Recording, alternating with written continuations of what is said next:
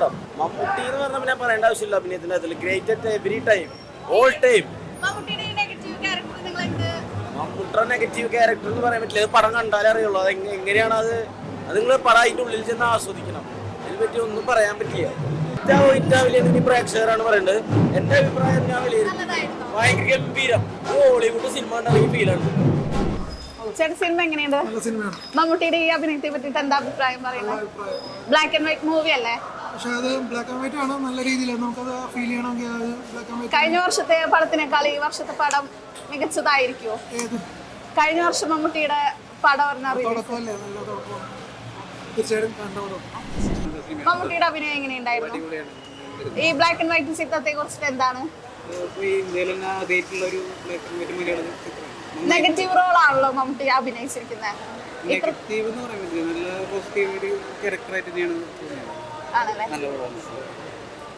ചേട്ടൻ പടത്തിനെ പറ്റിയിട്ട് എന്താ അഭിപ്രായം?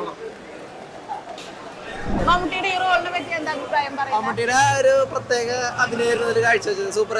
ഈ ബ്ലാക്ക് ആൻഡ് വൈറ്റ് മൂവിന് അതൊരു പ്രശ്നമില്ല, അത് ആപ്റ്റ് ആയിരുന്നു പടത്തിൽ. അല്ല, ഓക്കെ. ബ്ലാക്ക് ആൻഡ് വൈറ്റ് എന്താ പറയുക, ഒരു പ്രത്യേക എക്സ്പീരിയൻസ് ആയിരുന്നു. ഈ ഒരു മൂവി ബ്ലാക്ക് ആൻഡ് വൈറ്റ് ആയിരുന്നു കുറച്ചുകൂടി നല്ലതായിരുന്നു എനിക്ക്. 17-ാം നൂറ്റാണ്ടിൽ നടക്കുന്ന ഒരു സിനിമയാണ്. അപ്പോൾ അതിന് ബ്ലാക്ക് ആൻഡ് വൈറ്റ് ആണ് അവർ ഉപയോഗിച്ചിരുന്നത്. ആ കാലഘട്ടം നമുക്ക് രജിസ്റ്റർ ആവാൻ വേണ്ടി. സിനിമ തുടങ്ങി ഒരു 2-3 മിനിറ്റ് ആകുമ്പോൾ നമ്മളതിൽ ഇന്നാവും. ആ കാലഘട്ടത്തിൽ മനോഹരമായൊരു സിനിമയാണ്. തീർച്ചയായിട്ടും എല്ലാ സിനിമയ്ക്കും നമുക്ക് പറയുന്ന മാതിരിയല്ല, ഇതൊരു തിയേറ്റർ എക്സ്പീരിയൻസ് ആണ്. പിന്നെ നമ്മുടെ പ്രായത്തിലെ ആൾക്കാരൊന്നും ബ്ലാക്ക് ആൻഡ് വൈറ്റ് സിനിമ കണ്ടിട്ടില്ല. അത് വേറെ എക്സ്പീരിയൻസ് ആണ്. തീർച്ചയായിട്ടും ഈ സിനിമ തിയേറ്ററിൽ വന്ന് തന്നെ കാണുന്നതാണ്. കണ്ണൂർ സ്കോഡിനെക്കാളും കളക്ഷൻ ഉണ്ടാവുമെന്ന് തോന്നുന്നുണ്ടോ? അതെന്ന് വെച്ച് കഴിഞ്ഞാൽ ഈ സിനിമ, മലയാള സിനിമ ഇഷ്ടപ്പെടുന്ന ആളുകൾ തീർച്ചയായിട്ടും ഈ സിനിമ കാണുന്നതാണ്. ഒരു പക്ഷേ കണ്ണൂർ സ്കോഡിന് മേലെ വരാം. ഈ സിനിമയാണ് കൃത്യമായിട്ട് എല്ലാവരും കാണേണ്ടത്. എന്നുവെച്ചാൽ 3-4 കഥാപാത്രങ്ങൾ അവരെ വെച്ചിട്ട് 2 മണിക്കൂർ 18 മിനിറ്റിൻ്റെ മാജിക്കാണ് രാഹുൽ സദാശിവൻ ചെയ്തിട്ടുള്ളത്. മമ്മൂട്ടി ഒരു നെഗറ്റീവ് റോളാണെന്നൊരു ഇതിങ്ങനെ കേട്ടിട്ടുണ്ടായിരുന്നു, അതിനെ പറ്റി എന്താ? അല്ല, മമ്മൂക്കയുടെ റോളിനെ കുറിച്ച് ഞാനിപ്പോൾ അത് പറയുന്നില്ല. പക്ഷെ മമ്മൂക്ക ഇന്ത്യൻ സിനിമയിൽ തന്നെ ഇങ്ങനെ റോൾ ആരും ചെയ്തിട്ടില്ല. എന്തുകൊണ്ടാണെന്ന് വെച്ചാൽ ഇത് കേരളത്തിന്റെ തനതായ ഒരു ക്യാരക്ടറാണ്, മിത്ത് വെച്ചിട്ടെടുക്കുന്നത്. അപ്പൊ മറ്റുള്ള ഭാഷയിൽ ഈ സിനിമ ചെയ്തില്ല.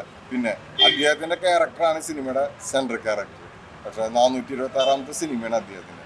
ഞാൻ ഇന്ന് വരെ അദ്ദേഹത്തിന്റെ പല സിനിമകളും കണ്ടിട്ടുണ്ട്. പക്ഷെ ഇതുവരെ കാണാത്തൊരു മുഖം അഭിനയിച്ച് ഇതാണ് നമുക്ക് ഈ പടത്തിലൂടെ കാണിച്ചത്.